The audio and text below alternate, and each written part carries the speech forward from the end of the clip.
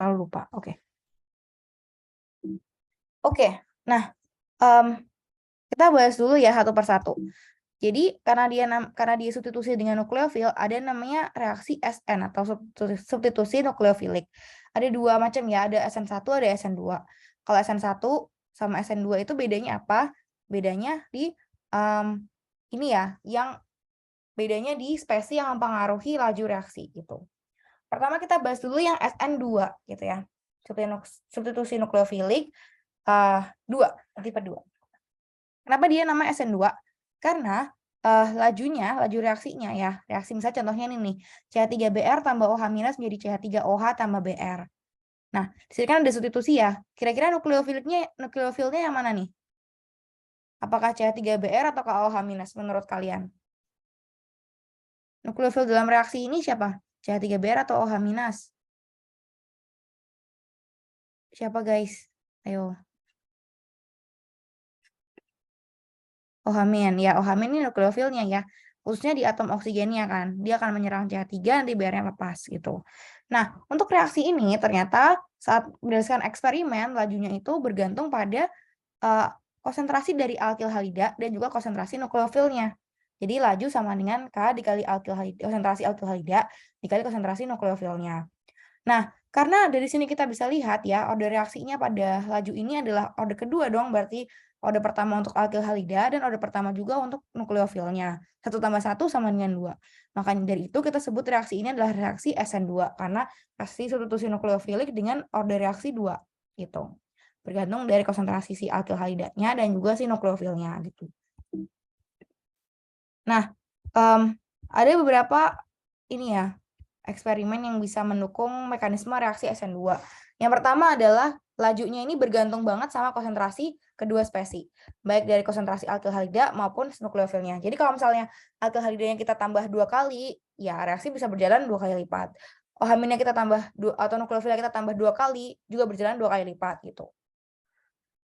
Terus juga dia dipengaruhi juga oleh ukuran dari alkil halidanya, ukuran dari nukleofilnya kayak gitu juga. Dan kalau misalnya kita punya reaksi SN2 karena dia mekanismenya itu simultan, jadi nukleofilnya nyerang karbon, baru ikatan antara karbon dan halidennya putus, jadi akan punya produk yang stereospesifik gitu. Jadi dia konfigurasinya atau kiralitasnya itu dia akan ini ya, akan tertentu gitu nilainya. Yaitu dia akan mengalami inversi, jadi kebalikan gitu. Alias misalnya awalnya dia R, nanti produknya jadi S gitu. Atau awalnya dia S, produknya jadi R gitu. Karena ada inversi. Namanya inversi Walden. Bisa dibaca aja di teks Sukada. Oke, ini dia. Jadi kita melakukan eksperimen ya untuk mengetahui bagaimana laju dari reaksi substitusi nukleofilik order kedua ini ya. Kita coba bandingkan ya. Ini sama-sama alkil halida ya. Terus habis itu nukleofilnya sama-sama Cl-. Kita ukur nih laju substitusinya dari si berbagai macam alkil halida. Pertama yang metil, etil, yang butil sama yang isopropil, terus habis itu yang terbutil. Jadi dibandingkan. Ternyata lajunya itu yang metil bromida itu 1200. Sedangkan kalau misalnya yang etil bromida langsung jadi turun jadi 40. Ini benar-benar turun 30 kalinya gitu, seperti 30-nya gitu ya. Terus habis itu kalau misalnya jadi ini sama-sama primary tapi jadinya bukan etil lagi tapi propil. Maaf. Ya, ya, propil ya. Propil dia jadi 16 nih. Terus habis itu kalau misalnya di isopropil jadinya 1. Malah kalau misalnya yang tertiary dia too slow to measure. Jadi kayak nggak terbentuk gitu. Itu. Kenapa? Nah, karena itu tergantung banget sama si reaktivitasnya ini ya. Jadi tergantung banget sama ukurannya. Makin gede ukurannya, reaksi SN2 tidak favorable gitu. Nanti jadi reaksi SN1 atau si temennya SN2 ntar kita bahas. Tuh, ini mekanismenya ya. Jadi CH3Br diserang sama OH-, yang diserang karbonnya ya, bukan hidrogennya ya. Kalau panahnya ke hidrogen salah, oke? Jadi yang diserang adalah karbonnya, baru nanti ikatan C dan Br-nya ini putus. Terbentuklah CH3OH tambah Br-. Gitu. Nah, oke. Makin gede substituennya atau makin bulky ya, makin bulky gitu, makin gede ukurannya, maka reaktivitas alkil halida itu makin turun gitu. Kenapa ini bisa terjadi? Karena ada yang disebut sebagai halangan sterik yang dipengaruhi oleh ukuran tadi ya. Udah kalian lihat juga ya di ini kan di data relative rate laju reaksinya gitu. Nah, ini bisa kita lihat ya. Ini. Yang paling reaktif adalah yang halangan steriknya lebih kecil gitu. Contohnya metil halida atau primary alkyl halide, atau yang secondary atau baru disusul sama yang terakhir adalah yang tersier. Kelihatan ya, ini adalah peta potensial elektrostatiknya ya. Ini kalau dia metil tuh begini. Jadi kayak nyerangnya tuh enak gitu. Ini diserang, oke. Langsung lepas ya ikatan ininya. Tapi kalau misalnya yang ini ya agak ada halangannya gitu. Kalau yang secondary malah lebih gede lagi. Apalagi yang tersier dia nggak bisa masuk, bingung dia. Gitu. Oke, terus ini adalah diagram koordinat reaksi ya. Untuk reaksi SN2 antara metil bromida dan yang sterically hindered alkyl bromida atau yang alkyl bromida yang sekunder ya di sini ya. Nih, sini kita lihat ya. Jadi energi aktivasinya itu lebih kecil gitu aja sih sebenarnya. Karena ya lebih mudah aja gitu nyerang gitu ya. Oke. Nah, terus ini dia yang tadi aku bilang ya, namanya adalah inversi Walden. Jadi, misalnya ya mula-mula nih, misalnya kita punya metil bromida misalnya ya. Diserang sama OH- tuh. OH-nya masuk kan dari sisi yang berseberangan dengan si Br-nya. Masuk, terbentuk suatu keadaan transisi ini ya. Keadaan transisinya jadi kayak datar gitu, linear strukturnya. Antara O dan C-nya itu membentuk ikatan, dan C sama halidanya ini ikatannya mulai putus tuh. Jadi order reaksinya jadi setengah gitu misalnya. Dari setengah, sepertiga, seperempat, dan seterusnya dia putus akhirnya. Karena dia ikatan di sini putus dan posisi dari OH- yang ini berseberangan sama si halidanya, makanya nanti konfigurasinya kan jadi kebalikannya gitu. Atau terinvert atau malam inversi yang tersebut sebagai inversi Walden. Oke. Nah, udah gitu. Ada pertanyaan nggak sampai sini? Gampang ya SN1, SN2. Ini SN2 dulu deh. Gampang kan? Bisa dimengerti kan? Prinsipnya tuh kayak gitu. Reagennya bisa macam-macam, tapi pokoknya prinsipnya kayak gitu. Oke? Nah, terus tadi kan kita bahas tentang ininya ya, tipe-tipe dari alkilnya pada suatu alkil halida. Sekarang, selain tipe alkilnya sendiri yang mempengaruhi dari laju reaksinya itu bisa juga dari living groupnya gitu. Living group makin gede living groupnya, kayak ini ya, kayak I ya, kayak iodida gitu, maka lajunya makin gede juga, makin kecil living groupnya dia makin kecil juga ininya apa namanya laju reaksinya gitu. Maksudnya makin gede itu apa? Diameternya ya, radiusnya gitu, jari-jarinya dari si atom living groupnya gitu. Bisa kita lihat di sini kalau kita punya OH- direaksikan dengan alkyl iodida, dia lajunya 30.000. Terus kalau sama alkyl bromida 10.000, sama alkyl klorida 200, sedangkan pada alkyl fluorida 1. Karena F kan kecil banget kan ya, jari-jarinya dibandingkan sama I-. Gitu. Nah ini. Terus selain kita bisa lihat dari jarinya, kita juga bisa melihat dari basicity-nya atau kebasaannya. Makin lemah basanya, makin bagus juga dia sebagai living group. Gitu. Oke. Nah, ini kebasaannya makin kecil, terus dia lebih stabil ya sebagai basa gitu, alias sebagai iminas. Makanya dia lebih mudah cepat, lebih mudah lepas gitu. Oke. Terus mana lagi? Nah, ini ya, nih best living group itu ini. Ini worst living groupnya F- gitu. Oke. Nah, terus ini kenapa alkyl iodida itu lebih reaktif? Karena dia atomnya gede jari-jarinya. Jadi polar stabilitasnya lebih gede juga gitu. Terus apa lagi nih? Nukleofil. Nah, gimana sih nukleofil? Sekarang nukleofilnya ya. Gimana sih nukleofil itu mempengaruhi reaksi SN2 gitu kan.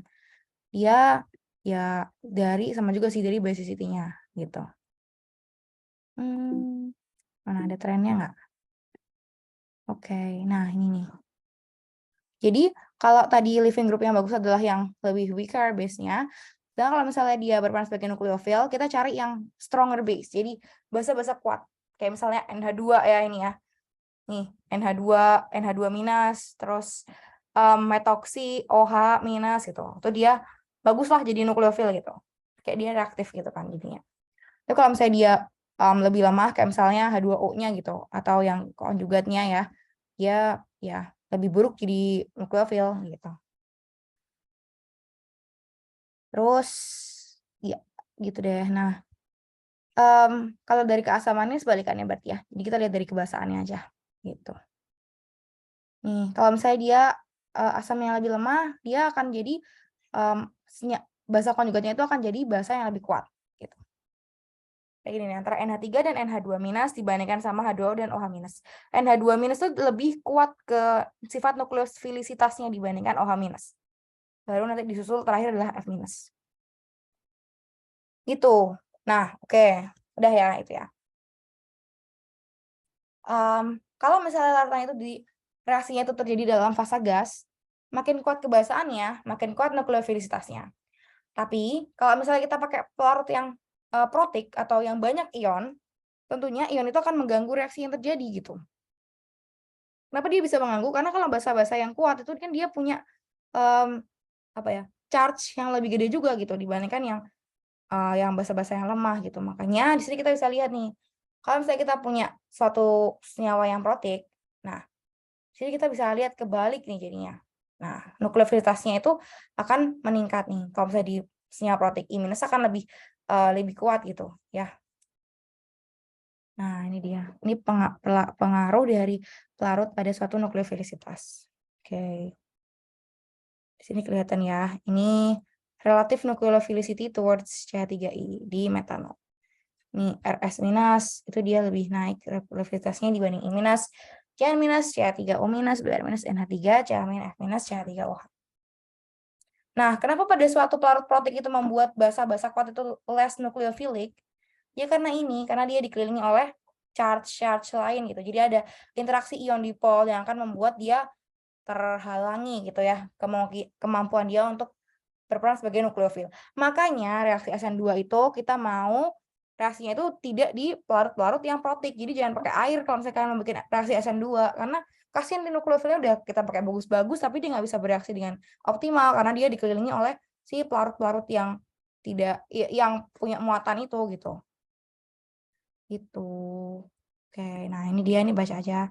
Nah, makanya kita pakai pelarut yang aprotik atau tidak ada proton atau yang bebas dari ion-ion gitu. Contohnya DMSO, DMF gitu ya. Nih, gitu deh. Gitu. Oke. Jadi jangan pakai yang pelarut protik, kita pakai yang pelarut aprotik untuk reaksi-reaksi SN2 gitu. Kasihan nukleofilnya tadi dia terperangkap sebelum bereaksi sama reaktan yang kita mau. Itu. Terus nah, ini tadi juga ya, nukleofilitas itu dipengaruhi juga sama efek sterik ya. Antara etoksida dan terbutoksida, mana yang lebih efektif? Nah, nih. Oke. Nah dia. Nah, ini contoh-contoh reaksinya ya. Yang hijau-hijauan ini adalah nukleofil, terus yang kuning-kuning ini ya halidanya ya. Ini masuk nih, kalau misalnya kita punya etil klorida, kasih OH- masuk OH-nya. Terus tiol ya bisa ya terbentuk gitu. Terus ini oksi ya, alkoksi gitu. Dia masuk jadi eter. Terus ini tioeter juga bisa terbentuk dari si golongan tiol ini. NH2- jadi amina. Terus alkuna ya bisa masuk juga nih jadi suatu nukleofil dan nitril juga bisa CN-. Oke, ada pertanyaan untuk reaksi SN2. Jadi intinya adalah SN2 itu reaksi yang dipengaruhi oleh si konsentrasi aldehyda serta konsentrasi nukleofilnya. Nukleofil kita pilih yang paling bagus ya, yang paling kuat. Gimana tahu paling kuat ya, lebih kuat kebasaannya gitu. Terus aldehyda-nya sangat dipengaruhi oleh ukurannya tadi ya. Kalau makin gede ukurannya, misalnya kayak yang tersier atau sekunder itu dia akan membuat halangan sterik. Makanya reaksi SN2 itu lebih favorable pada yang ukuran kecil-kecil kayak metil atau yang propil, metil halida atau propil halida gitu. Terus juga pelarutnya mempengaruhi banget gitu kan. Jadi pelarut-pelarut yang aprotik yang akan lebih disukai gitu karena dia bebas dari ion-ion dan membuat si nukleofilnya itu tidak terperangkap dan bisa langsung bereaksi sama reaktan yang kita mau gitu. Oke, ada pertanyaan buat reaksi SN2? Bisa ya? Ini reagennya berbagai macam. Dimengerti aja, jangan dihafalin ya. Namanya juga kimia organik tuh dimengerti, bukan dihafalin. Kayak reaksinya itu apa, tertinggal dari sifat-sifatnya gitu. Ada pertanyaan atau sudah jelas untuk reaksi SN2? Sebelum kita masuk ke reaksi SN1. Oh iya, terus tadi ya ada inversi Walden gitu ya. Ingat ya, kalau dia SN2 ada inversi Walden. Oke. Jadi konfigurasinya misalnya awalnya R jadi S gitu. Oke. Iya.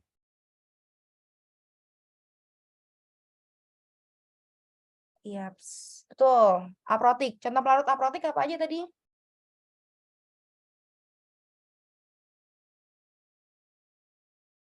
DMSO, DMG, apa ya? Pokoknya DA-an itulah. THF bisa juga ya. Tetrahydrofuran bisa juga. Apa lagi ya? Pokoknya gitu-gitulah yang dia nggak punya H+H+ gitu atau O- atau apa gitu. Oke? Bisa ya? Oke. Nah, lanjut. Sekarang kita bahas yang SN1. Karena dia namanya SN1 berarti reaksinya orde pertama. Orde pertama terhadap siapa? Terhadap aldehyde-nya doang. Jadi nukleofilnya itu kayak tidak mempengaruhi um, kelajuannya gitu lah ya. Nih, sekarang untuk yang reaksi SN1 itu tuh laju reaksinya itu hanya bergantung pada konsentrasi dari alkilhalidanya aja. Jadi kita fokus ke alkilhalidanya aja. Alkilhalida gitu ya. Dan laju reaksinya itu ternyata lebih meningkat kalau misalnya si alkilhalidanya itu makin bulky gitu. Nah, ini nih, kita lihat ya. Namanya juga reaksi SN1. Jadi dia sangat bergantung dari alkilhalidanya gitu intinya. Nukleofilnya mau apa aja bebas. Oke? Jadi mau konsentrasinya berapa aja juga bebas. Dia juga nggak akan terpengaruhi gitu kalau SN1. Nah, terus tapi asalkan dia itu ya, dia jangan jadi reaktan pembatas ya. Kalau jadi reaktan pembatas ya sama aja gitu kan. Nah, seperti ini ya. Ini alkilhalida ya, kita lihat ya. Di sini kalau misalnya dia berupa alkyl bromida, ini terbutil bromida, lajunya tuh 1 juta. Gede banget ya. 1.200.000. Kalau misalnya dia isopropil bromida, dia 11,6. Kalau dia jadi etil sama metil, wah dia udah jadi kecil banget ya, 1 atau 0,05 gitu ya. Kecil gitu. Oke. Nah, kalau SM1 mekanismenya itu gimana? Mekanismenya itu ada 2 langkah dan langkah penentu lajunya adalah langkah pembentukan karbokation ini, gitu ya. Kita punya terbutil bromida, terus dia akan putus nih dengan sendirinya. Kenapa bisa putus? Ya karena tadi ada perbedaan polarisabilitas antara karbon dan Br-nya gitu kan. Br kan lebih elektronegatif dibanding karbon. Nah, dia lepas aja tuh dan terbentuk suatu karbokation yang stabil juga ternyata karena dia karbokation yang tersier gitu. Nah, terbentuklah karbokation ini, terus nanti si karbokation ini bisa diserang gitu dengan nukleofil. Nukleofilnya mau apa aja boleh. Nggak harus yang kuat-kuat kok, bisa H2O aja gitu. Nggak harus OH- gitu ya. NH3 aja juga bisa gitu ya. Nih masuk. HCN juga bisa, tentu C-nya masuk gitu. Nah, oke lah. Dia masukkan H2O, baru nanti si H2O-nya ini hidrogennya diabstraksi oleh nukleofil lain gitu. H2O lain sih biasanya. Dan jadilah suatu terbutanol gitu kayak gini. Oke. Nah, kalau tadi pada reaksi SN2 dia tidak terbentuk intermediate, kalau pada reaksi SN1 terbentuk suatu intermediate. Intermediate-nya siapa? Yaitu intermediate karbokation. Nah, di sini nih. Nih, gitu. Dan langkah penentu lajunya adalah pembentukan karbokation gitu ya. Gitu aja sih intinya. Oke, ini energi aktivasinya gitu. Jadi sebenarnya langkahnya lebih banyak tuh yang SN1 gitu dibanding yang SN2 gitu ya. Terus sangat berkebalikan sama SN2 gitu. Kalau SN1 yang lebih reaktif adalah yang tersier atau yang lebih bulky gitu. Karena kita mau terbentuk suatu karbokation yang lebih stabil, yang mana yang lebih stabil adalah karbokation yang lebih bulky, alias yang tersier, baru yang sekunder, baru yang terakhir yang primer, yang less reaktif. Terus, nah, kalau pada SN2 tadi stereospesifik produknya, jadi ada inversi Walden yang spesifik gitu kan. Tapi kalau misalnya pada reaksi SN1 ini, karena terbentuknya adalah karbokation, dan karbokation itu bentuknya itu datar ya, planar gini ya teman-teman ya, karbokation itu bentuknya planar, dia bisa diserang oleh kedua sisi gitu. Di sisi yang kanan atau yang kiri, depan atau belakang, atas atau bawah gitu. Dia bisa di kedua sisi itu nyerangnya. Makanya pada produk-produk yang SN1 itu dia akan menghasilkan dua buah isomer gitu. Yang R sama yang S gitu konfigurasinya gitu ya. Dan makanya produknya adalah produk campuran atau racemate gitu. Oke. Nah, ini nih misalnya nih kita punya alkyl bromida yang sekunder dikasih H2O. Produknya 2, yang R sama yang S gitu. Campuran, jadi nyampur itu di dalam satu larutan yang sama, kecampur. Oke. Nah, terus nih kalau misalnya pada living group sebenarnya juga sama sih kurang lebih ya. Nih R itu lebih reaktif dibanding RBR, RCl, RF gitu. Tapi nukleofil itu nggak punya efek apa-apa buat SN1 kan dia nggak masuk sebagai rate determining step gitu. Bukan langkah penentu lajunya gitu ya. Ada pertanyaan? Jari-jari atom lebih gede jadi lebih reaktif. Iya, karena dia lebih polar atau polarisabilitasnya lebih gede gitu. Nah, ini juga nih yang penting. Pada reaksi SN1, karena dia terbentuk karbokation, tadi kita udah belajar ya, karena dia terbentuk karbokation, maka kemungkinannya akan bisa mengalami rearrangement juga. Jadi penataan ulang gitu, tata ulang bisa. Jadi produknya bisa banyak sebenarnya. Misalnya ini nih, kita punya 2 bromo 3 metil butana ya. Untuk reaksi SN1-nya, kalau bisa dia reaksi SN2, dia bisa 2 macam ya. Karena dia kan alkaloida sekunder ya. Dia bisa 2 macam nih sebenarnya ya. Kalau dia SN2 doang tambahin OH-, ya dia tetap tuh. Cuma yang berubah mungkin konfigurasinya aja gitu kan. Tapi kalau misalnya dia berupa SN1 yang terbentuk satu karbokation kayak gini ya. Bisa jadi ada apa nih? Ada 1,2 hydrate shift kayak yang tadi kita bilang gitu, yang aku bilang tadi pagi. Dia bisa geser nih, hidrogennya pindah gitu kan, 1,2 hidrogennya pindah. Jadi karbokation yang terbentuk adalah karbokation yang lebih stabil, yaitu yang karbokation yang tersier. Karena terbentuknya karbokation tersier, H2O-nya masuknya ke sini gitu. Masuk ke H2O di sini. Jadi bentuknya beda banget ya sama posisi BR-nya di sini gitu. Oke. Nah, tahu mana yang lebih favorable SN1 SN2 gimana? Tadi tergantung dari pelarutnya yang pertama. Kalau dia pelarutnya pakai pelarut protik, berarti dia lebih favorable SN1 ya. Kalau yang aprotik berarti yang SN2. Itu yang pertama. Yang kedua, ukuran dari si alkilnya gitu. Terus yang ketiga dari si ini substituennya gitu. Ya ini kelihatan ya, ini kalau misalnya nukleofilnya bisa berupa alkohol, ya, misalnya maaf OH- gitu ya, atau NH2- itu biasanya ya karena dia reaktif, jadi dia kan masuknya ke SN2 bukan SN1. Tapi kalau misalnya nukleofilnya itu yang mild gitu kayak H2O, NH3 gitu, ya jadinya SN1. Tapi kita perlu lihat juga nih alkilhalidanya. Sebenarnya paling utama adalah alkilhalidanya yang kita lihat. Apakah dia sekunder, primer, atau tersier gitu. Kalau yang sekunder kayak gini bisa dua-duanya. Jadi tergantung kamu pakai pelarut apa gitu.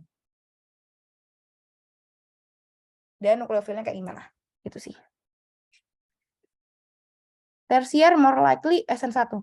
Iya, most likely. Jadi udah pasti. Sebenarnya udah pasti sih. Tersier udah pasti SN1. Tapi kalau yang sekunder nih yang masih abu-abu tuh, dia bisa dua-duanya. Dia bisa SN1, bisa SN2. Tergantung dari nukleofilnya apa dan pelarutnya apa. Kamu mau kasih, misalnya kita punya 2 bromometil butana, kamu kasih pelarutnya adalah DMG gitu misalnya, atau DMSO gitu, atau THF. Jadilah SN2. Dan nukleofilnya harus OH- ya. Kalau nukleofilnya H2O, mungkin bisa jadi masih SN1. Gitu. Karena nggak kuat kan H2O ini untuk menyerang ini gitu. Nggak cukup kuat lah istilahnya ya. Meskipun dia lebih ini sih lebih lebih basah ya dibanding BR- gitu. Tapi tetap pasti produknya nggak bagus yieldnya. Yieldnya nggak bagus apa? Persen hasilnya tuh nggak bagus gitu. Gitu. Nah, lagi. Nih, sekarang kita punya 3 bromo 2,2 di metil butana. Dia bisa 2 juga produknya. Bisa SN2, bisa SN1. Kalau SN1 terbentuk karbokation ada rearrangement. Jadi methyl shift ya, 1,2 methyl shift kayak gini. Jadi karbokation tersier, masuklah OH- ya nanti ya, gitu. Nah, oke. Nah, ini sekarang yang kita balik lagi ya. Ini stereochemistry SN2 reaction kayak tadi aku bilang. Ada namanya inversi Walden ya. Awalnya dia S terus jadi R gitu. Udah sih itu aja, atau awalnya R jadi S kayak gitu. Sedangkan kalau misalnya yang SN1, stereochemistry-nya itu campuran atau suatu rasemat gitu. Jadi dia ada R dan ada S juga dan tercampur dalam satu larutan yang sama gitu. Tuh, karena apa? Karena terbentuk karbokation kan karbokation tadi bisa diserang oleh dua buah sisi gitu kan, bisa di kanan atau di kiri, atas atau bawah gitu. Terus oke. Ini apa nih? Ya ini extra inverted product is formed in an SN1 reaction. Ya ini bisa bisa. Nah, ini nih. Kadang-kadang presentasinya tuh nggak 50% nih pada SN1 gitu. Bisa jadi lebih favorable yang di sini gitu, yang dari sini gitu misalnya. Karena misalnya BR-nya itu masih ada kayak gitu. Tapi ini mungkin yieldnya juga mungkin 70-30 atau 60-40 gitu. Jadi nggak sampai 90-10 gitu, nggak. Masih antara 50-70%-an gitu. Oke, terus apa lagi? Ya, ini juga sama ya intinya ya. Misalnya dia awalnya cis karena dia dapat OH- direaksikan sama OH- pada kondisi SN2 alias pelarut aprotik, dia jadi trans gitu. Kan dia ada inversi Waldennya di satu sisi di sini. Terus kalau misalnya dia mekanismenya pakai SN1 alias pelarutnya misalnya pelarut protik dan reagennya H2O gitu atau pelarut protik aja gitu, dia bisa jadi dua-duanya ada jadi trans sama cis gabungan gitu. Nah, terus ini nih, ada beberapa kecenderungan lain nih, alkyl-alkyl lainnya. Misalnya kayak gini, benzil klorida atau halida yang alilik gitu. Biasanya dia bisa mengalami SN2 juga gitu. Bukan SN1 sih, gitu. Nah, kenapa? Padahal kan dia kan sebenarnya karbokationnya juga cukup stabil kan. Karbokation benzilik sama karbokation alilik itu cukup stabil juga sebenarnya. Tapi kan ukurannya sih. Jadi kan ukurannya kayak gini.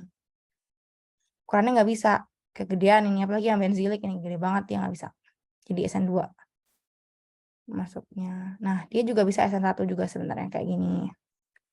Jadi sebenarnya SN2 dan SN1 itu kayak dua sisi yang saling tergantung gitu sih, relatif gitu.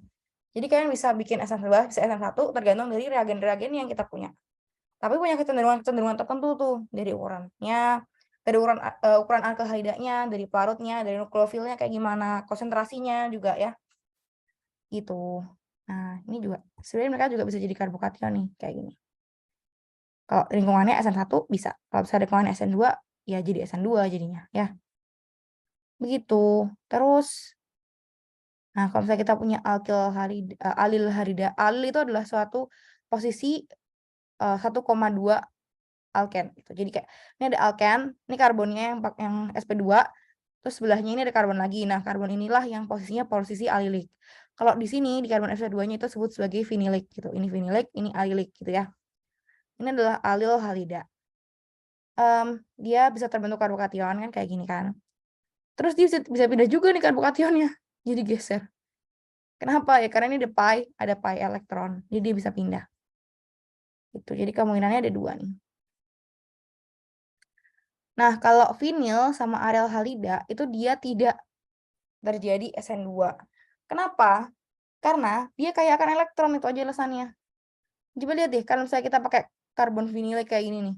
Di sini adalah karbon sp2, diserang nukleofil. Ya nggak masuk lah nukleofilnya kan, di sini ada banyak elektron tuh. Ini minus ketemu minus ya, tolak menolak.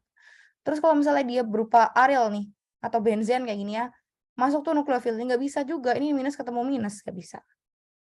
Gitu. Makanya kalau misalnya kita mau substitusi di posisi vinilik sama posisi arylik itu kita harus pakai yang elektrofil, bukan pakai nukleofil. Mari kita bahas ya. Nah, terus dia juga tidak mengalami reaksi SN1 ya, baik SN2 maupun SN1 dia tidak terbentuk ya. Karena ya dia nggak bisa membentuk ada positif di sini kan dia sp2 ya. Ini juga sp2 nggak bisa. Gitu. Oke, ini kesimpulannya SN2 dan SN1. SN2 itu mekanismenya satu langkah aja. Jadi nukleofil masuk seiring dengan putusnya ikatan karbon dan halidanya. Sedangkan SN1 itu dia langkahnya ada 2 ini. 2 atau 3 atau lebih gitu lah. Ada 2 dan terbentuk suatu intermediate karbokation. Itu kuncinya dari SN1. Terus langkah penentu lajunya itu kalau SN2 itu bimolekuler, sedangkan SN1 itu unimolekuler. Yang SN2 itu dipengaruhi oleh nukleofil dan alkyl halidanya, sedangkan SN1 itu cuma dipengaruhi oleh alkyl halidanya aja. Terus SN2 itu tidak akan terjadi rearrangement karbokation. Karena tidak terbentuk karbokation, alasannya itu aja. Jadi nggak akan rearrange gitu. Tapi kalau misalnya SN1, dia terbentuk karbokation, jadi dia bisa mengalami rearrangement, penataan ulang gitu. Terus SN2 ini dia produknya itu konfigurasinya itu inverted atau kebalikannya relatif terhadap reaktannya. Sedangkan kalau SN1 itu produknya terbentuk dua-duanya, jadi campuran racemic gitu. Dan reaktivitasnya kebalikan. Kalau SN2 itu favorable pada yang less steric hindrance, kalau yang SN1 itu dia lebih reaktif yang more steric hindrance. Jadi yang tersier baru yang sekunder gitu. Oke, terus apa lagi? Nah, ini misalnya kalau misalnya kita punya metil sama primary aldehyda, dia hanya SN2. Kalau dia finilik dan aryl, dia bisa SN1, bisa SN2 ya. Kalau dia secondary aldehyda, bisa SN1, SN2. Primary, secondary benzylic, primary, secondary allylic, bisa 1, bisa 2. Tapi kalau misalnya dia tertiary aldehyda dan tertiary benzylic serta tertiary allylic halida, dia hanya SN1. Oke, ini summary-nya. Bisa di sini nih. Mungkin yang perlu banyak pertimbangan yang secondary, ya secondary aja sih. Ini secondary gitu ya. Itu. Oke.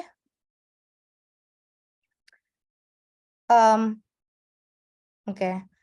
Nah, ini dia yang buat mempertimbangkan nih. Apa aja sih? Kalau misalnya dia bisa SN1, bisa SN2, sebenarnya kapan sih dia SN1, kapan dia SN2? Tergantung dari ini semua. Pertama, konsentrasi dari nukleofilnya. Kedua, reaktivitas nukleofilnya. Ketiga, pelarut yang dipakai, mau protik atau aprotik gitu. Terus, ya, tiga itu aja sih. Ya, itu yang akan mempengaruhi dia ke arah SN1 atau SN2 gitu. Nih, SN2 itu favorable kalau misalnya kita punya konsentrasi nukleofil yang bagus dan nukleofil yang kuat juga. Kalau SN1 tuh dia lebih favorable kalau misalnya dia konsentrasi nukleofilnya itu sedikit atau dia nukleofilnya itu tidak terlalu kuat gitu. Jadi poor nukleofil. Jadi dia nggak bagus lah nukleofilnya gitu. Ini, nah kalau saya dari solvennya, kalau misalnya dia SN1 sama ya. Oh enggak deh, ya nggak usah deh. Pokoknya kayak gitu aja. Kalau yang aprotik itu SN2, yang protik itu SN1.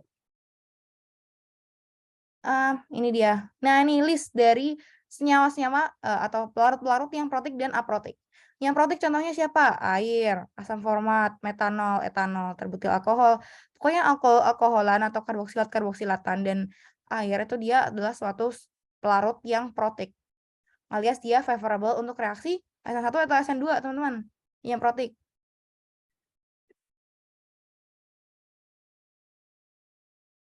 Yang mana? Kalau kita mau pakai pelarut protik itu untuk reaksi SN1 atau SN2?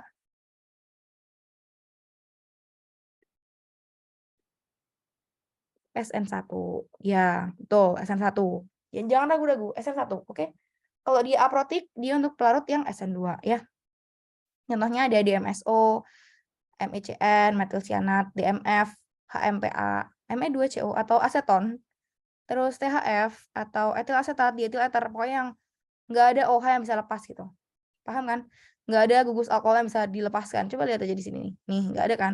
Banyak kan kayak keton, terus habis itu kayak ester gitu. Atau dia senyawa yang kayak gini doang gitu, misalnya benzen atau alkil-alkilan gitu. Oke? Oke. Nah, ini yang ya ini biokimianya. Ini ada beberapa methylating reagent, biological methylating reagent nih prinsipnya SN1, SN2. Ini sih prinsipnya sih harusnya SN2 ya. Tuh, udah sih. Udah. Nih, membuat norepinefrin menjadi epinefrin. Ini adalah hormon-hormon yang berpengaruh pada fight or flight mekanisme respons itu di manusia gitu. Apakah ya, kalau misalnya epinefrin makin banyak, dia akan bikin pembuluh darah itu makin konstriksi atau makin kecil diameternya gitu. Alias biasanya kalau misalnya kita berolahraga tuh epinefrin makin meningkat gitu. Misalnya kayak gitu tuh. Terus ya, udah sih ini contohnya gitu aja sih. Oke. Udah. Ada pertanyaan buat reaksi SN1 SN2 bisa ya? Kita masuk ke soal ya. Oke. Coba kita kerjakan soalnya. Jelas ya, semoga jelas ya. Kita kerjakan dulu soalnya sebelum masuk ke yang E1, E2. Ini lebih dari jam 5 nggak apa-apa ya teman-teman ya. Ini materinya aku mau kalian bisa paham semuanya ya, termasuk yang kelas 10. Nggak apa-apa ya, oke. Oke, sebentar. Kita cari contoh soal. Ini benar-benar yang harus bisa nih kalian nih. Apa? Tata nama, stereoisomer gitu-gitu. Apa sih? Stereokimia. Terus reaksi substitusi, eliminasi itu kan harus bisa banget. Jadi harus di luar, nggak, harus di dalam kepala. Jadi jangan di luar kepala, ntar kan nggak masuk. Ya gitu lah. Bentar ya. Bentar. Nah, ini dia. Pokoknya Solomon bab 1 sampai bab enggak bab 1 sih. Bab 4 sampai bab 11. 11 ya. Iya, sampai bab 11 sama tambah yang bab 14 yang aromatik itu kan harus bisa nih buat OSK. Oke. NMR, IR tuh juga harus baca ya. Udah ada kelasnya kan ya minggu yang lalu, oke? Nah, sebentar. Sekarang mana dia? Kita cari soal dulu. Mana sih nggak ada soalnya ya?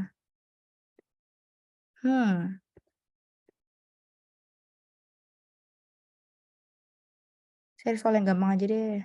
Mana? Hmm.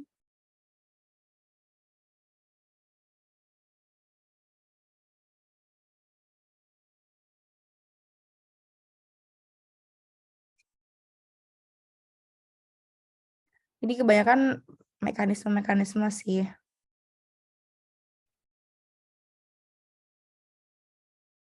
Iya, ini kebanyakan mekanisme ya, soalnya di sini ya. Sama sintesis mungkin.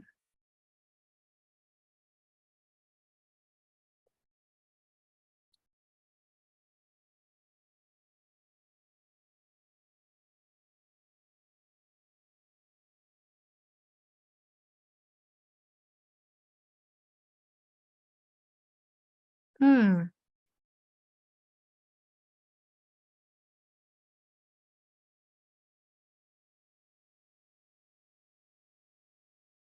Oh ya udah deh, ini kalian jawab aja mana yang SN1, mana yang SN2 gitu ya. Coba ini 6.29. Tapi ini udah sama eliminasi juga sih. Bentar. Oh no, bentar ya, mana ya. Yaudah deh, aku lanjutin dulu ya yang eliminasi dulu. Bentar, sebelum kita latihan soal. Ya, kita kembali lagi ke penjelasan. Atau mau ini break dulu 5 menit mungkin? Ya, break dulu aja lah daripada kalian ini ya, overload. Jadi, sampai 16.52. 16.52 ya. Kita balik lagi, oke? Break dulu, silahkan mau minum atau gimana. Semuanya. Ya, kita kembali lagi. Sekarang kita membahas tentang yang eliminasi ya. Kedengeran nggak suaraku sama share screen-nya? Nah, dia share screen-nya. Nih. Udah kelihatan nggak share screen-nya? Oke. Halo. Apakah sudah terlihat share screen-nya?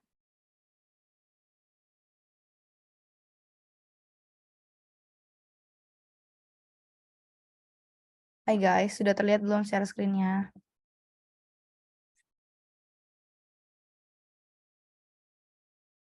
Ya. Udah, oke. Nah, sebenarnya prinsipnya tuh sama. Kita punya alkyl halida, punya nukleofil, kemungkinan reaksinya tuh bisa 4. Tadi ya. SN1, SN2, S1, E2. Nah, itu aja sih. Oke. Jadi, tadi ya, kita bahas lagi. Kalau kita punya alkyl halida dan suatu nukleofil, kemungkinannya ada 2 macam. Entah dia substitusi, entah dia eliminasi. Itu kalau substitusi, ya tukeran aja. Kalau eliminasi, lepas nih H dan living groupnya gitu. Nah, kita punya 2 macam juga untuk reaksi eliminasi. Ada E2, ada E1. Sama kayak SN ya. Ada SN2, ada SN1. Dari sini, dari bentukan namanya dan nomornya, udah kelihatan langsung ya. Kalau reaksi E2 itu mirip-mirip SN2. Kalau E2 ini dipengaruhi juga oleh dua reaktan, yaitu alkyl halidanya serta nukleofilnya gitu. Nah, tapi kalau misalnya kita pada reaksi eliminasi itu, kita tuh nggak bicara pakai nama nukleofil, tapi kita bilangnya tuh basa. Jadi alkyl halida dan basanya gitu. Jadi kalau misalnya reaksi eliminasi itu pakai basa gitu istilahnya, bukan nukleofil namanya ya. Karena dia jadi basa, dia mengabstraksi hidrogen gitu. Oke. Nah, mekanismenya kalau reaksi E2 dia 2 langkah ya. Dipengaruhi oleh 2 reaktan atau orde kedua ya reaksinya. Mekanismenya kayak gini ya.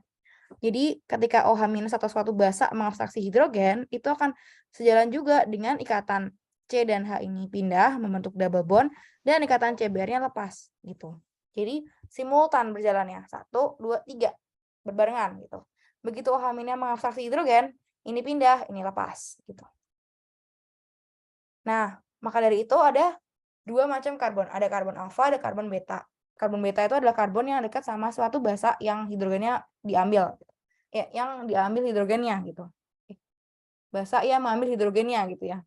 Nah, sedangkan kalau misalnya karbon alfa itu adalah suatu karbon yang halidanya diambil gitu, atau suatu living groupnya diambil gitu. Di sini juga dari living group ya definisinya ya. Bayarnya living group juga. Reaktivitasnya gimana? Mirip-mirip sama SN2 juga. Jadi yang lebih reaktif tuh yang lebih gede ya. Misalnya ini Ri, baru diikuti RBr, baru diikuti RCl, dan terakhir adalah Rf. Nah, the weaker the base, the better is it as a living group. Jadi dia makin lemah kebasaannya, makin bagus dia perannya sebagai living group. Gitu. Nah, terus reaksi E2 itu tentu saja selektif ya. Di sini kita misal contohnya adalah 2 bromobutana kan. Ada 2 kemungkinan nih. Hidrogen yang diambil adalah hidrogen yang di sebelah kiri atau di sebelah kanan gitu kan. Ada 2 buah beta karbon yang mana hidrogen bisa diambil gitu. Nah, ada 2 kemungkinan berarti ya produknya ya. Kalau dikasih sama CH3OH, CO- ini basa CH3O-. Bisa 2 kemungkinan, bisa diambil yang di yang kiri atau diambil yang kanan gitu. Kalau diambil yang kanan, jadinya 2 butena, ini hidrogen diambil jadi double bondnya di sini. Kalau misalnya diambil yang di kiri, nanti jadinya 1 butena gitu. Nah, terus ternyata berdasarkan eksperimen didapatkan 2 butena itu lebih banyak dibanding 1 butenanya gitu. Kenapa? Kenapa? Kenapa? Karena kita mau cari yang lebih tersubstitusi alkenanya gitu. Karena kan akan terbentuk suatu alkena yang tersubstitusi ya, di sini terbentuk double bond yang tersubstitusi. Entah dia berupa E atau Z gitu. Jadi, sebenarnya kalau misalnya kita ngomongin reaksi eliminasi, kecenderungannya itu akan mengarah pada terbentuknya alkena yang lebih tersubstitusi gitu. Oke. Nah, makin banyak jumlah substituennya, makin stabil lah alkenanya. Kayak tadi kita bahas ya.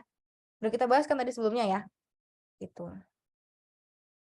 Kenapa gitu? Karena ini yang 2 butena itu lebih kecil energi aktivasinya dibanding yang 1 butena gitu ya.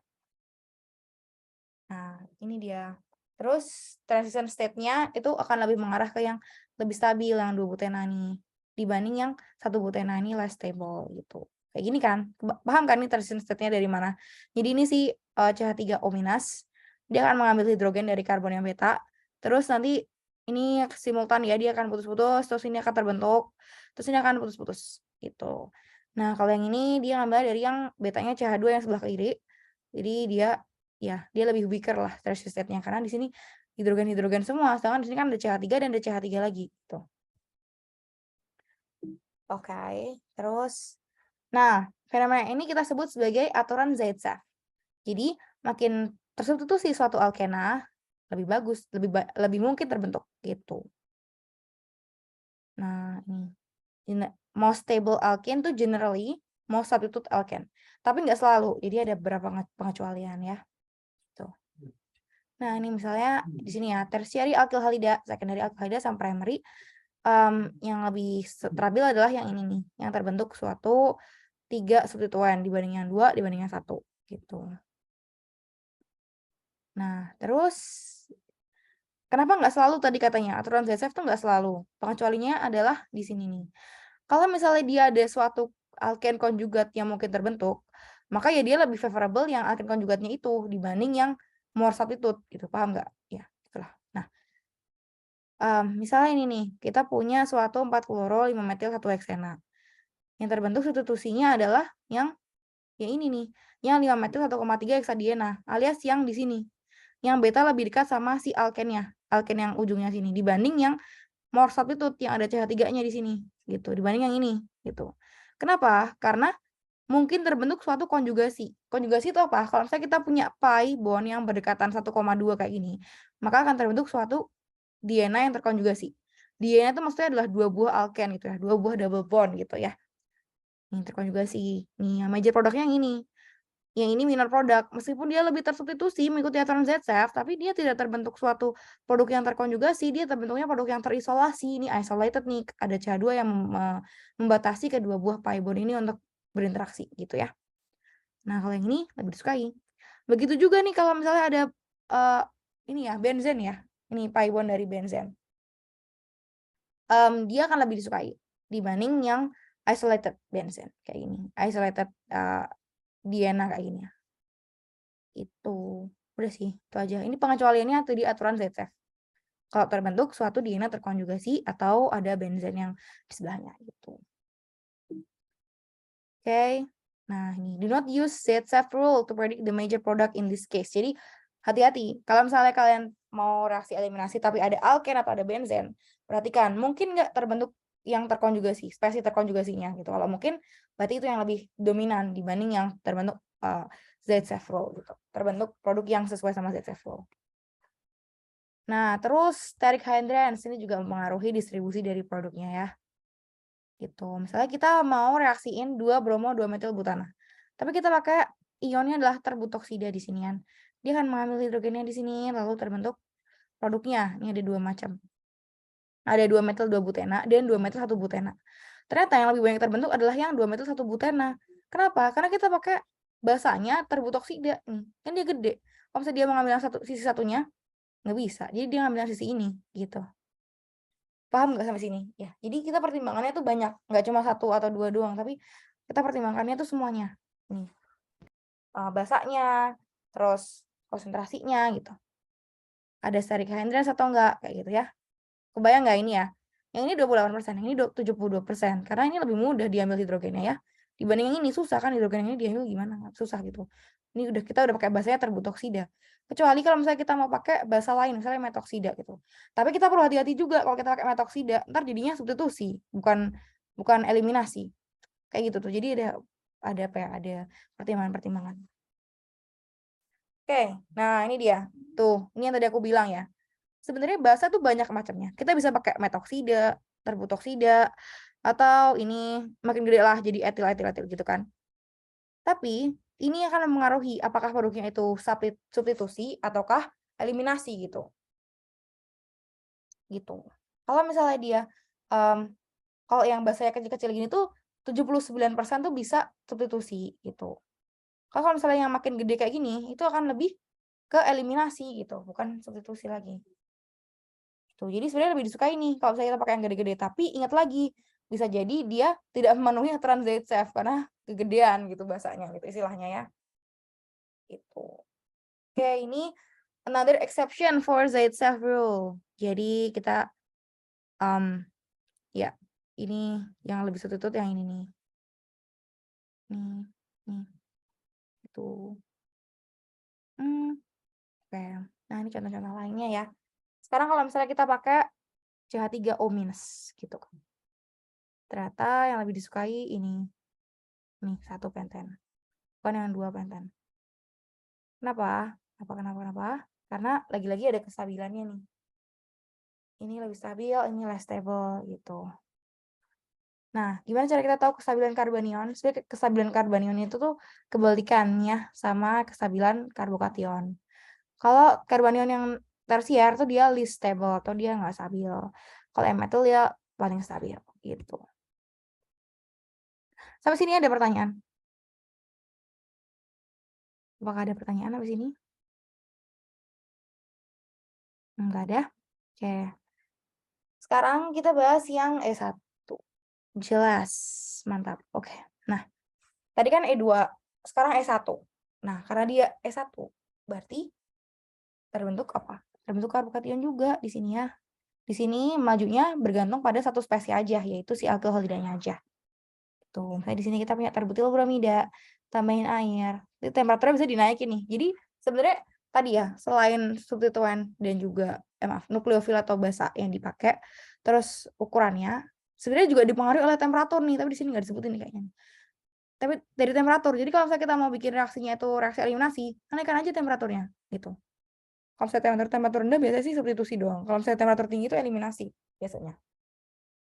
Tingginya berapa relatif terhadap substitusinya berapa suhunya. Misalnya substitusi di suhu 25. Dia bisa eliminasi tuh di suhu 60, 100, 50 gitu. 50 derajat Celcius ya maksudnya ya. Ya, gitu deh.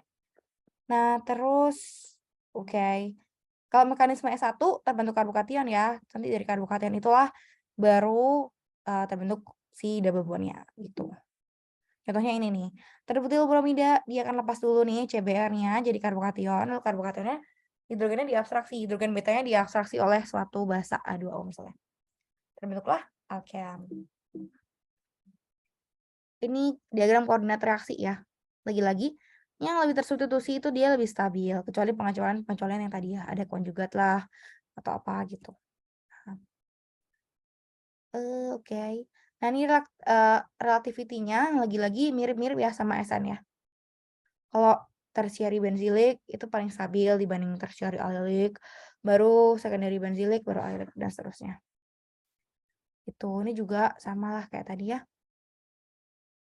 Lagi-lagi karena S1 melibatkan karbokation intermediate, mungkin aja ada rearrangement. Sama kayak tadi ya.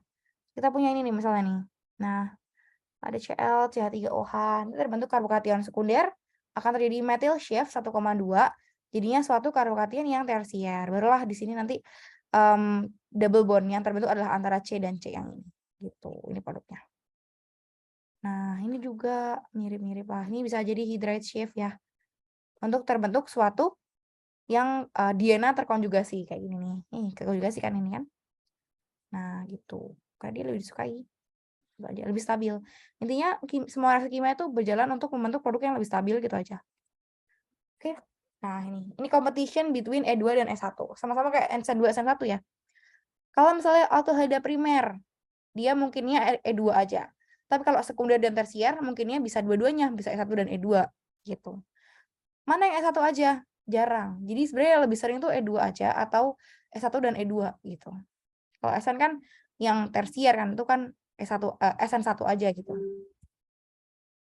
Oke. Nah, ini stereochemistry-nya ya. Sebenarnya eliminasinya tuh anti. Jadi kayak gini nih, paham ya maksudnya ya?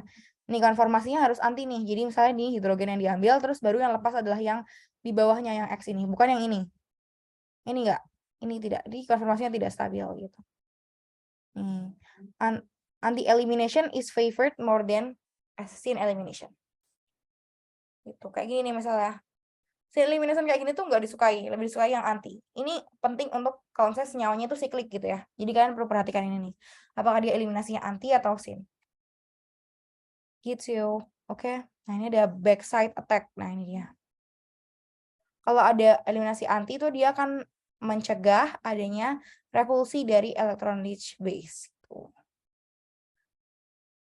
Oke, ini regioselektif tergantung dari aturan Z-Safe atau tergantung dari apakah terbentuk suatu DNA terkonjugasi atau enggak gitu. Nah ini. Oke, ini produk E atau Z, lagi-lagi yang lebih stabil adalah yang E. Ya, karena dia trans itu posisinya kan, dia nggak ada steric hindrance, nggak ada repulsi dari elektron gitu ya. Oke, terus ya. Nah, ini juga nih, kalau misalnya kita punya yang stereogenik kayak gini, perhatikan kayak gini ya, nanti hidrogen yang ini lepas baru ini BR-nya gitu. Jadi eliminasi itu eliminasi anti dan produknya bakal jadi produk yang trans gitu ya atau yang E atau yang N-gen gitu ya. Oke, terus ini stereochemistry kalau misalnya dia S1, kalau tadi E2 ya. Kalau ini yang S1 kayak gimana? Sebenarnya kurang lebih mirip ya. Ini sama aja sih produknya yang terbentuk kebanyakan yang E atau yang trans itu. Yang berseberangan bukan yang bersebelahan. Ini juga nih juga trans gitu. Oke. Terus kalau saya siklik tadi juga ya, eliminasinya juga anti gitu. Terus yang penting lagi kalau saya dia siklik kan ada dua posisi ya dari substituen. Bisa ekuatorial, bisa aksial. Ekuatorial tuh yang ini, yang horizontal line. Kalau yang aksial tuh yang di aksisnya atau yang di vertical line kayak gini nih, hidrogen atau Cl ini dia posisi aksial. Nah, kalau misalnya kita mau terjadi reaksi eliminasi, kita harus buat living groupnya itu posisinya ada di ekuatorial. Gitu. Maaf, posisinya itu ada di aksial, sorry. Di aksial. Karena dia lebih tidak stabil gitu. Cl bisa lebih mudah lepas gitu. Kalau misalnya dia di ekuatorial, susah dia nyerangnya gitu ya. Saya hidrogennya di sini nih. Gimana ngambilnya? Susah. Jadi harus posisi aksial ini, di aksial. Jadi hidrogen yang di sini diambil, Cl yang di sini lepas gitu. Bayang nggak? Jadi ini kan diambil, Cl-nya lepas gitu. Jadi terbentuk suatu alken. Tapi kalau kayak gini susah. Ini diambil, ini lepas bukan anti posisinya, tapi posisinya seberangan sin gitu. Paham ya? Kayak ini nih, misalnya kita punya ini. Nah, produk yang terbentuk adalah alken yang di sini gitu. Terus ya Ini juga sama ya. Nih, hidrogennya diambil di sini, Cl di sini terbentuk alkennya yang ini. Ini nih produk alkennya. Kalau yang S1 gimana? S1 juga mirip-mirip ya. Nih, berbentuk karbokation terus lepas hapusnya gitu. Oh, sorry, iya. Dia bisa anti, bisa sin juga ternyata. Gitu, oke. Terus, ya ini juga sama. Nah, ini kesimpulannya ya. Jadi, SN1 dan E1, keduanya itu bisa terbentuk nyawa semat ya. Nih, kalau misalnya di SN1. Kalau misalnya E1 bisa konfigurasi EZ. Nih. Kalau misalnya SN2 dia hanya produk yang terinversi atau ada inversi Warden, tapi kalau misalnya E2 dia juga bisa juga E atau Z, tapi tergantung dari ininya ya. Ininya ya, apa namanya, nukleofilnya atau strukturnya, apakah ada struktur yang bulky atau enggak gitu. Oke, terus ya ini ya udahlah.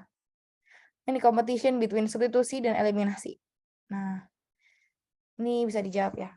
Jadi pertama kita cari tahu dulu nih apakah dia 1 langkah atau 2 langkah gitu. Yang 2 langkah biasanya itu nukleofilnya tuh kuat atau basanya kuat. Kalau yang 1 langkah bukan 2 langkah ya, sorry ya. Yang order 2 atau yang SN2 atau E2 itu biasanya itu nukleofilnya kuat atau basanya kuat. Tapi kalau yang SN1 atau E1 dia itu nukleofilnya lemah atau basanya lemah gitu. Nih yang SN1 kan yang 2 langkah, SN2 kan yang 1 langkah ya. Terus kira-kira produknya itu apakah lebih cenderung terbentuk produk substitusi atau eliminasi? Tuh, ini kalau kalau SN2 lebih disukai ini ya, ini primary, secondary, tertiary. Kalau E2 tertiary, secondary, primary. Kalau SN1 itu mirip nih, SN1 sama S1 itu mirip. Ya. Terus nih bulky base. Nah, kalau basanya bulky atau misalnya kita pakai nukleofil yang gede gitu misalnya, dia lebih suka eliminasi dibanding substitusi. Ini aku bilang. Terus kalau misalnya basanya lemah, dia lebih ke substitusi dibanding eliminasi ya. SN1 gitu. Nih, ini versus-versusnya ya. Kalau dia primary, dia akan cenderung ke SN1 atau E2 gitu. Biasanya sih substitusi, kecuali kita pakai basanya yang punya halangan seri kayak terbutoksi gitu. Maka dia lebih suka eliminasi gitu. Tapi kalau SN1 sama S1 enggak bisa. Enggak bisa terjadi ya. Kalau pakai primary alkyl Kalau secondary bisa dua-duanya, bisa SN1, SN2, S1 atau E2. Nah, kalau misalnya secondary di SN2 atau E2, kita cari mana nih apakah dia lebih kuat atau lebih bulky basanya gitu. Kalau misalnya dia lebih kuat dan lebih bulky kebasaannya, dia lebih ke eliminasi gitu. Oke, terus kalau misalnya tertiary itu hanya eliminasi, dia nggak bisa nih. Kita pakai alkyl tertiary, kita nggak bisa SN2, nggak bisa E2. Nggak bisa SN2 tapi bisa E2. Terus kalau misalnya SN1 bisa, E1 juga bisa. Oke. Nah, ini dia. Ini sintesis nih, ada Williamson-Ether sintesis. Ya, ini prinsipnya kita punya alkoholida tambah alkoksida jadi ether. Kalau kita mau bikin ether, kita harus cari nukleofil atau basa yang nggak punya halangan steric atau lebih less hindered gitu. Karena kalau misalnya kita pakai yang more hindrance nukleofil atau alkoholida yang lebih bulky gitu, ya dia jadinya eliminasi gitu ya. Gitu. Nah, kalau misalnya kita mau eliminasi ya barulah kita pakai yang bulky. Kalau enggak ya enggak gitu. Ini dikasih OH- dia lebih ke major produknya adalah yang alken dibanding yang atau yang eliminasi dibanding yang substitusi gitu. Nah, kalau misalnya di sini BR-nya dia lebih cenderung ke ini substitusi ya karena dia primary ya di sini ya. Oke. Udah sih, ini baca aja. Nah, terus perhatikan juga nih, bisa jadi dia reaksinya itu dengan dirinya sendiri gitu. Misalnya kalau misalnya dia punya nukleofil dan living group yang ada dalam satu ini ya, dalam satu molekul. Terus habis itu dia bisa terbentuk suatu siklik yang stabil, misalnya siklik 5 atau siklik 6 itu stabil ya. Jadi kalau siklik 4, siklik 3 itu nggak stabil. Yang stabil itu 5 sama 6 aja. 7 sama 8 tuh nggak stabil juga. Jadi siklik 5 atau siklik 6 yang terbentuk itu bisa jadi stabil juga produknya. Jadi bisa jadi terbentuk juga. Oke, kalau misalnya reaktannya tuh sedikit, jadi biasanya itu reaksinya adalah intramolekular. Dan terus habis itu kalau misalnya dia terbentuk cincin 5 atau 6, dia bisa juga terjadi gitu, reaksi intermolekularnya, gitu. Kalau cincinnya 3 atau 4 nggak bisa, susah, tuh. Udah, terus nah ini misalnya nih, gimana cara kita buat, siklohexana jadi diena kayak gini nih, siklohexadiena, gimana cara bikinnya? Ada yang mau saran? Coba dulu deh, aku kasih waktu 5 menit, bikin dulu ya, nih. Gimana cara kita bikin suatu siklohexana jadi siklohexadiena? Pakai apa aja boleh lah, mungkin mau tambahin reaksi radikal juga boleh buat masukin Cl gitu misalnya, atau masukin Br, boleh juga.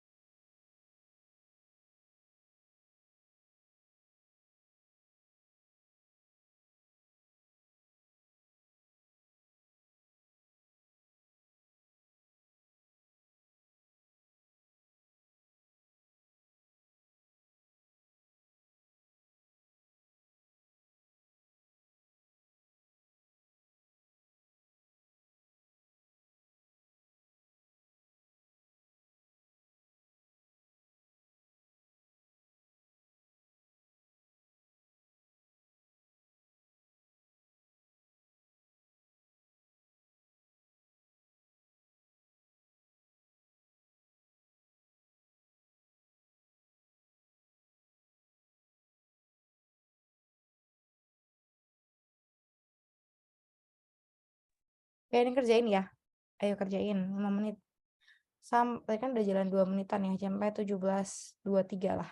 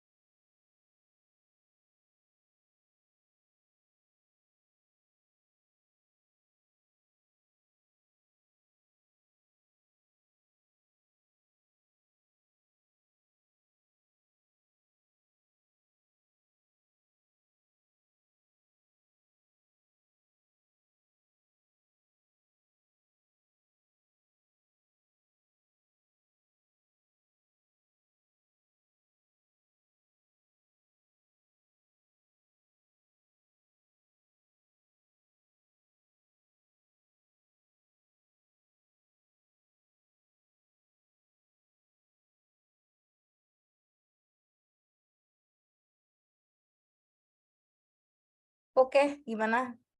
Ya disimpan aja ya. Ini kita buka dulu, jawabannya. Nah gini, jadi pakai radikal dulu ya. Jadi kalau misalnya kita punya alkil, alkil-alkilan gitu, alkana biasa gitu ya, mau siklik atau alifatik, kita mau masukin substituen itu bisa pakai radikal. Jadi mekanisme radikal itu penting buat masukin substituen. Kayak gini nih, Br2HV, masuk Br.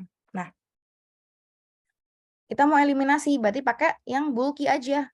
Iya pakai bulky, jadi dia eliminasi nanti Br yang lepas, hanya juga lepas jadi alken. Terus tambahin lagi substitusi, tambahin lagi ya reaksi radikal gitu kan.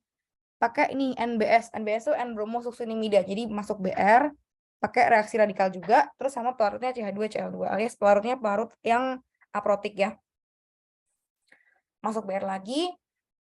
Oh ya, terus itu NBS ini cuma bisa dipakai kalau misalnya kita mau posisi Br-nya itu posisi alkilnya itu di posisi halidanya itu posisinya di posisi alilik gitu dari si alken. Jadi kalau misalnya kita pakai polosan ini doang sikloheksana biasa pakai NBS nggak bisa, nggak masuk nanti Br-nya ya. Dia harus posisi alilik nih. Jadi ada alkennya dulu baru pakai NBS gitu. Terus kasih lagi terbutoxide high concentration jadi eliminasi. Selesai. Kalau kurang yakin bisa dipanasin aja, tambahin delta gitu. Tambahin delta juga. Jadi dipanasin gitu. Oke? Nah, sekarang ini kita udah ada CH3-nya. Gimana? Mau coba? Mau coba nggak? Mau coba sintesisnya nggak? Bisa nggak, teman-teman? Atau terlalu rumit? Atau gimana? Gimana? Ini pakai radikal juga lagi ya, Br-nya masuknya. Ya, bolehlah dicoba, silahkan.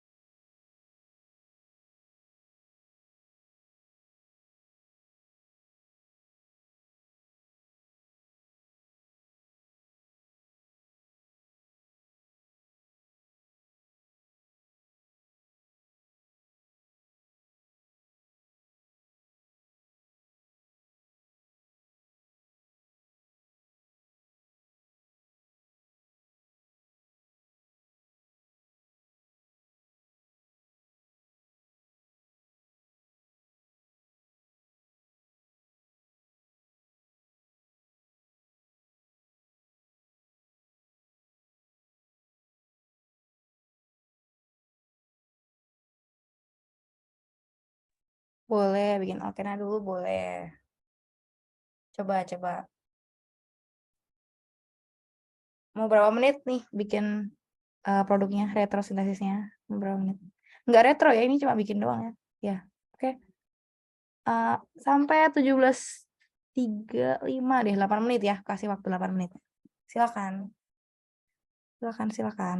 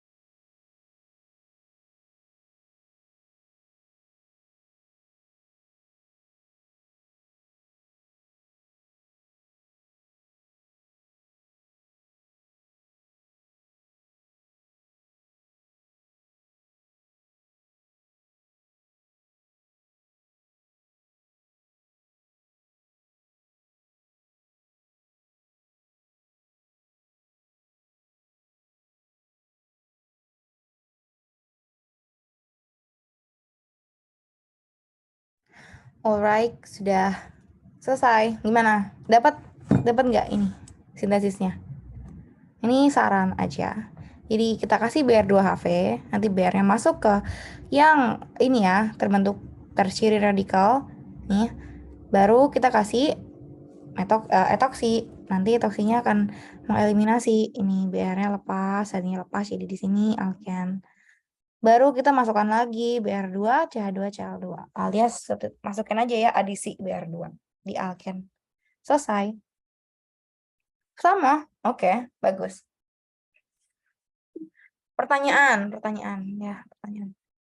Kenapa di sini pakai etoksi bukan terbutoksi? Kenapa? Kenapa pakai yang etoksi bukan yang terbutoksi buat basanya untuk reaksi eliminasinya? Karena dia secondary ini ya, dan dia bulky juga ini di sini susah nanti terbutoksi masuk ya, gitu. Ada metilnya lagi, ya. Mau lagi nggak? Ini butil bromida menjadi suatu keton. Gimana? Atau mau lanjut aja? Lanjut aja ya. Ya. Nah, ini kita bikin jadi triple bond dulu. Nanti jadinya N0 dimasuknya ya. 1 BR terus ini. Tuh, jadi misalnya kita pakai butil bromida dikasih terbutoksi jadi alken, tambahin BR2 CH2 CL2 kayak gini. Terus habis itu direaksikan sama NH2-. Jadi eliminasi bertahap gitu. Jadi 2 tahap eliminasi. Kalau kalian nggak yakin ini NH2- bakal bisa eliminasi, tambahin aja panas gitu. Cukup. Terus ditambahin sama H2SO4 dan HgSO4 H2O. Nanti masuk alkohol ya di sini ya. Di sini masuk alkohol. Nanti jadinya karena dia alken dan alkohol jadi enol, jadi bakal jadi keton kayak gini. Oke? Oke. Kalau kalian mau bikin aldehid versi aldehidnya, bisa dikasih H2O2. Jadinya OH-nya yang di sini gitu. Bukan yang di karbon ini, tapi karbon yang satunya lagi yang karbon yang ujung yang primary. Gitu aja. Oke? Ada pertanyaan sampai sini? Apakah ada pertanyaan, teman-teman? Nggak ada. Jelas ya? Mau coba latihan soal yang ada di Solomon nggak? Atau mau udahan aja? Gimana? Gimana? Mau coba latihan soal yang di Solomon? Atau mau sudahan aja? Udah jam 17.36 sih, kasihan kalian. Oh, udah. Oke. Ya, baiklah kalau gitu.